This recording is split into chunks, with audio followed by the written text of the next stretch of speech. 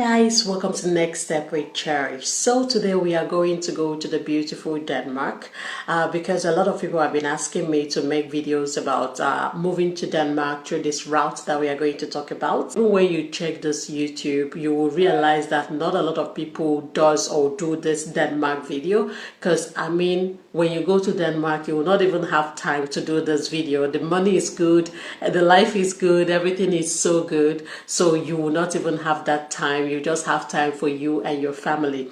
And the other reason why I want to make this video about Denmark is because this year actually, because a lot of people apply to Sweden, especially people that want to move with family, they apply to Sweden, and in that regard, it's kind of the Sweden embassy or the Sweden immigration this year actually did like really bad. They did really bad in the processing of the resident permits, and that affected a lot of people, you know, wasted their time and wasted money as well. The university themselves are also not responding, but I don't blame them because they have to work according to the rules or regulation that is given to them. But the problem lies within the immigration. You guys know I studied in University of Gothenburg earlier this year or a few months back, and around August, when students are supposed to be back, all the names that were called and the students were not there are mostly Nigerians. Yes, they are mostly Nigerians. So a lot of Nigerians in the department that I was, it was only one guy that was there. Like the rest of the people could not make it because of this issue. And that brings the question, which country can I move with my family, or which country can I move with that are flexible and also easier to get in, and also the application process is much more flexible, and that is Denmark. So guys, stick with me today because I'm going to share everything I know about Denmark, and also for people with HND, I have something for you guys. So please stick with me to the end of this video. Today is your first time seeing me. My name is Cherry, and it's so nice to meet you. And also I want to welcome my returning subscribers. Thank you so much for your support, and thank you so much for sharing your testimonies with me. It really encourages me to do more research. So without wasting time, guys, let's hit what we have today. So today we are actually going to look at studying in Denmark. But before you run away, we are going to look at different things about studying in Denmark, and one of them is scholarship. So yes, just like Sweden and every other country, Denmark also have this government scholarship and also other scholarships for international students and non-EU that want to study in Denmark. The thing is that if it depends on the university that you go for. If you go for more competitive universities like University of Copenhagen and other university, Aarhus University or whatever it's called, those universities are much more competitive. So I'm going to keep some of the universities that I know that my friends are in, which are less competitive, and also their tuition are flexible and fair. So I'm going to keep that just in case you did not get a scholarship. At least you might be able to pay the tuition. So talking about this government scholarship, unlike Sweden, you have to apply. It's directly like they share it amongst universities. So each university have a quota or something like that, and each university can set their rules and regulation, and also each universities can be able to like put what they want and how many they want to pick for each department. So that is how it works. In some universities, it might be like no separate application needed. Once you apply, you indicate that you want to start maybe on your SOP or something, then you will be considered for it. And in other universities, there might be separate applications, so you need to make sure that you check the university website. So this scholarship covers tuition, full tuition waiver, or half tuition waiver. It depends on the university, and also some universities might as well give you like a living stipend or living allowance per month. So with that, if you get that, I know a Nigerian lady that got that last year. If you get this, then you don't need proof of fund for your application. Now let's go into the admission application. Yes, with your bachelor's you can move with your family. With master's as well, you can move with family. So far it's study resident permit, you can be able to move with family. And I know that the worry will be, first, Cherry, why are you talking about Denmark? I mean, Denmark is one of those countries in Europe, that have a high proficiency in English. Yes, 85%, 80 to 85% of Danish speaks very good English. Some of my colleagues are from Denmark, and the day that I heard her speak, I thought that she is English. She was speaking like really good British English, and she told me that she's from Denmark. And also another guy as well. They have like really, really good English proficiency level. So with your English, you can survive in Denmark, but of course, you will need to learn the language as well so that you can be able to access, bigger opportunities or more opportunities. And another question will be, Cherry, is there a job in Denmark? Now, there is something I want to tell you which is different from Sweden. 2015, during the Syria war, so it was a lot of immigration. There was a lot of immigration and refugees. So Sweden took a lot more refugees that they can handle. And also Denmark, they closed their border. They were the first country in Europe that closed their border.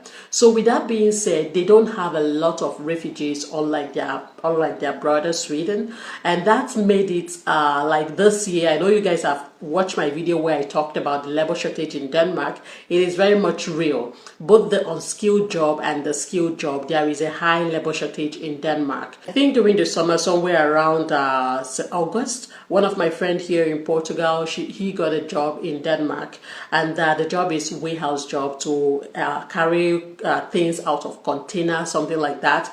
And for a month, he was paid somewhere around 3,000 something euros. Yes, so the pay is quite high in Denmark. Of course, you work 20 hours per week as a student, but during summer break, which is middle of June till August, you are eligible to work full-time. And also your partner or your dependent can also work full-time from day one when they arrive. And also another good part of it that I really like about Denmark compared to the brother Sweden is that after you're done with study, Denmark's post-study visa is now 3 years. Yes, it is now 3 years. So you have 3 years to look for a job. But in some cases in other countries, that post-study visa, you cannot even work. You just have to look for a job. But Denmark has made it possible that you can work as you are looking for a full-time contract or a full-time job. So you can do menial jobs, like all these hourly paid jobs until you are able to get a contract or a good job, so a full-time job or something like that. Then you can be able to transition to work permit. So that work you do during your post-study time is going to be 20 hours per week and also 40 hours during summer until you now get like a full-time job. But of course your partner can work full-time. So you guys, I've said it before. So the one I checked actually was masters in English, and it was around 3,000 something euros per semester. So that is approximately 6,000 something euros per year. Yes, so other courses might be slightly higher in price. I mean, it depends if you can afford it, if you want to move with this route with your family.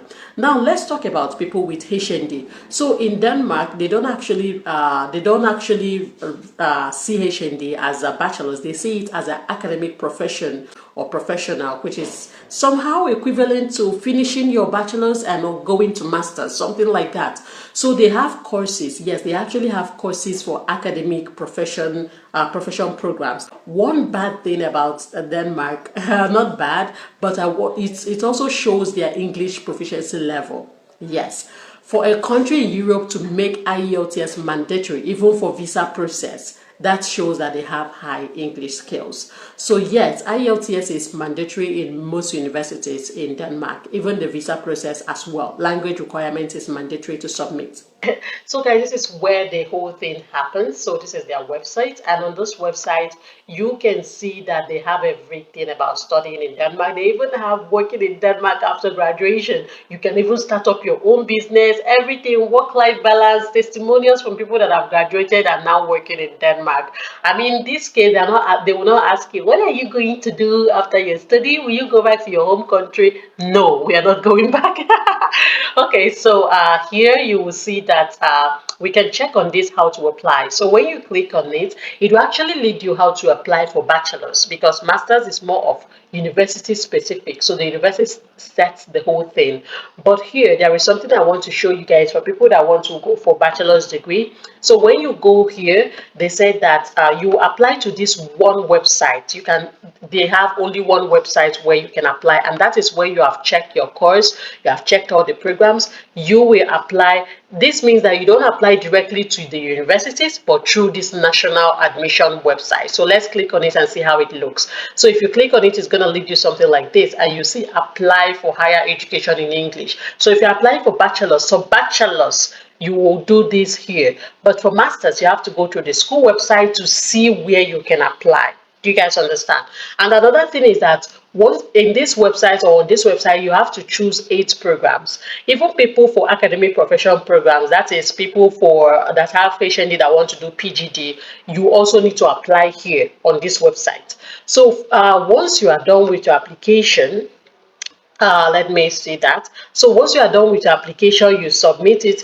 There will be a signature page that will be generated from that website. So that signature page, the page contains an application ID, which the institute will need to find your application and download your application. So that signature page, you will need to print it out, sign it, and send it to the respective universities that you selected. You can select up to 8 universities or up to 8 programs in different universities, or even one university. But you need to print out all the signature pages that is generated in each application, in each program. You sign it and you send it to the respective university. If not, they cannot download your it's more of the privacy stuff, so they can be able to download your document and be able to access your document. This is important for people that are applying for their bachelor's or PGD for mass or PhDs. Now let's go back again. So how can you find programs? Programs are quite, here you will see like about scholarship, like I mentioned, all the scholarship that I mentioned. Programs are quite easy to find. You click here and you will see they have 600 English taught programs, which you can be able to apply, including Erasmus programs as well. Even if you apply for Erasmus program, you can also choose Denmark, like the first or the main university or something like that.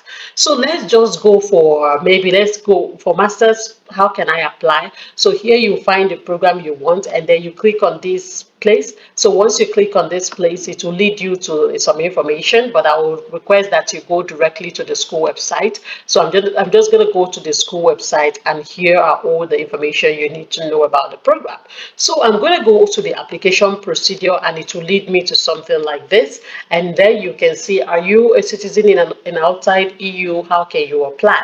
So you see, I have international bachelors from outside EU. These are the requirements on how you can apply the processes. So the application portal will open by 15th of November, specifically 15th of November, guys. And here is how you can apply. Apply in the application portal. So you see the application portal here. You can submit 3 applications from University of Copenhagen. Please note you may submit a maximum of 3 applications study program with the same study start. So here you can apply. So you see that each university have their own means of applying. So you guys can check that. Once you apply, you will find application update and receive messages from the university.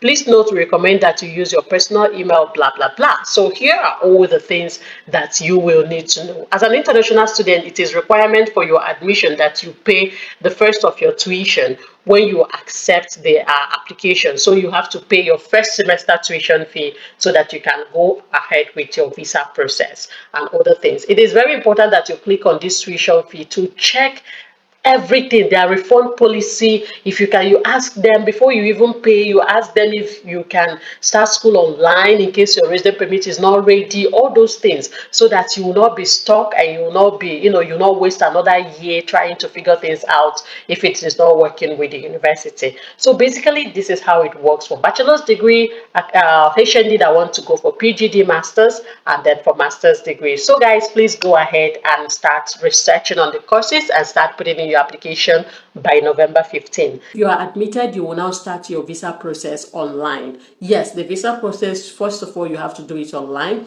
You have to create on the online portal. Then the visa, you submit everything, and then you within 14 days or before 14 days of submitting, you need to go to the embassy to submit the physical documents and to take your biometrics. So for the embassy, it depends. In some cases, if you have the Danish embassy, that is fine. If you don't have, they might tell you to check with one of their brothers, that is maybe Swedish embassy, or maybe Finland embassy, or Norwegian embassy. So that is how they do that.